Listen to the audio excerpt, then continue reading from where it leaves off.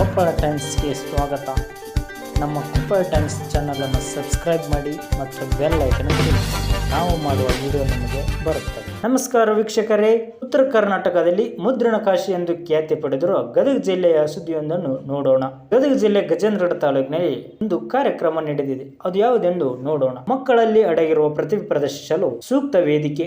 ಮಕ್ಕಳಲ್ಲಿ ಅಡಗಿರುವ ಪ್ರತಿಭೆಯನ್ನು ಪ್ರದರ್ಶಿಸಲು ಪ್ರತಿಭಾ ಕಾರಂಜಿ ಸಹಕಾರಿಯಾಗಿದೆ. ಸೋಲು ಗೆಲುವು ಎನ್ನದೆ ಸ್ಪರ್ಧೆಯಲ್ಲಿ ಭಾಗವಹಿಸಬೇಕು ಎಂದು ಶಿಕ್ಷಕ ಪ್ರಭುರಾಜ್ ನಾಯ್ಕರ್ ಹೇಳಿದರು.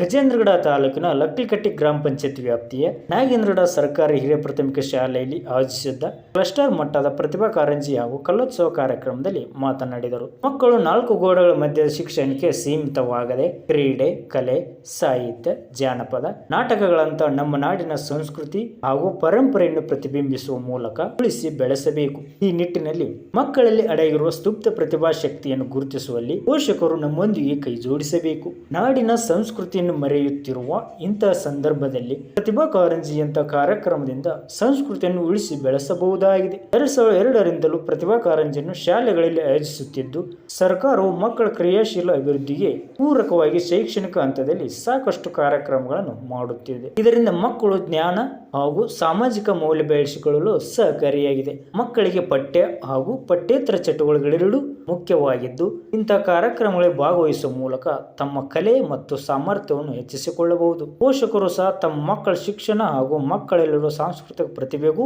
ಹೆಚ್ಚು ಆದ್ಯತೆ ನೀಡಿ ಪ್ರೋತ್ಸಾಹಿಸಬೇಕು ಎಂದು ಹೇಳಿದರು. ಈ ಕುರಿತು ಶರಣಬಸವೇಶ್ವರ ಪ್ರೌಢಶಾಲೆ ಶಿಕ್ಷಕ ಸುರೇಶ್ ಮಠದ್ ಮಾತನಾಡಿ, ಪ್ರತಿಯೊಂದು ವಿದ್ಯಾರ್ಥಿಗಳಲ್ಲೂ ವಿಭಿನ್ನ ಸೃಜನಶೀಲ ಕಲೆಗಳಿದ್ದು ಅವುಗಳ ಓರೆ ಹೆಚ್ಚುವ ಅತ್ಯುತ್ತಮ ವೇದಿಕೆ ಕಲೋತ್ಸವವಾಗಿದೆ. ಮಕ್ಕಳ ಶೈಕ್ಷಣಿಕ ಕಲೆಯನ್ನು ಪರಿಣಾಮಕಾರಿಯಾಗಿಸುವಲ್ಲಿ ಪ್ರತಿಭಾ ಕಾರಂಜಿ ಪೂರಕವಾಗಿ ಕೆಲಸ ಮಾಡುತ್ತಿದೆ ಎಂದು ಹೇಳಿದರು. ಮುಖ್ಯ ಶಿಕ್ಷಕಿ ಎ.ಬಿ. ಹೊಸಮನಿ ಮಾತನಾಡಿ, ಗ್ರಾಮೀಣ ಪ್ರದೇಶಗಳ ಪ್ರತಿಭಾವಂತ ಮಕ್ಕಳಿಗೆ ಸರ್ಕಾರ ಪ್ರೋತ್ಸಾಹದಾಯಕ ಯೋಜನೆಗಳ ಜಾರಿಗೆ ತಂದು ಅವರನ್ನು ಶೈಕ್ಷಣಿಕ ಹಾಗೂ ಸಾಂಸ್ಕೃತಿಕವಾಗಿ ಶ್ರೀಮಂತಗೊಳಿಸಬೇಕೆಂದರು. ಎ.ಎಫ್. ದೊಡ್ಡಮನಿ ಮಾತನಾಡಿ, ಮಕ್ಕಳೆಲ್ಲೋ ಪ್ರತಿಭೆಯನ್ನು ಗುರುತಿಸಲು ಪ್ರತಿಭಾ ಕಾರಂಜಿ ಹಾಗೂ ಕಲೋತ್ಸವ ಕಾರ್ಯಕ್ರಮ ಮುಖ್ಯ ವೇದಿಕೆಯಾಗಿದೆ. ಅದನ್ನು ಮಕ್ಕಳು ಸರಿಯಾಗಿ ಬೆಳೆಸಿಕೊಳ್ಳುವಂತೆ ತಿಳಿಸಿದರು. ಸಂಪನ್ಮೂಲ ವ್ಯಕ್ತಿ ಪ್ರಕಾಶ್ ಅಂಬೋರಿ ಮಾತನಾಡಿ, ದೃಷ್ಟಾಂತದ ಮೂಲಕ ಮಕ್ಕಳಿಗೆ ಪ್ರತಿಭಾ ಕಾರಂಜಿ ಕುರಿತು ಮಕ್ಕಳೆಲ್ಲರೂ ಕಲೆಯನ್ನು ಹೊರತರುವಲ್ಲಿ ಗುರುಗಳ ಪಾತ್ರ ಪ್ರಮುಖವಾದದ್ದು ಎಂದು ಹೇಳಿದರು. ಸಮೂಹ ವ್ಯಕ್ತಿ ಶ್ರೀ ಮಂಜುನಾಥ್ ಚಿನ್ನೂರ್ ಮಾತನಾಡಿದರು. ಎಸ್.ಎ. ಜಿಗಳೂರ್, ಎಸ್.ಕೆ. ಮಠದ್, ಈರಣ್ಣ ಅಬ್ಬಿಗೇರಿ ಹಾಗೂ ವಿದ್ಯಾರ್ಥಿಗಳು ಹಾಜರಿದ್ದರು.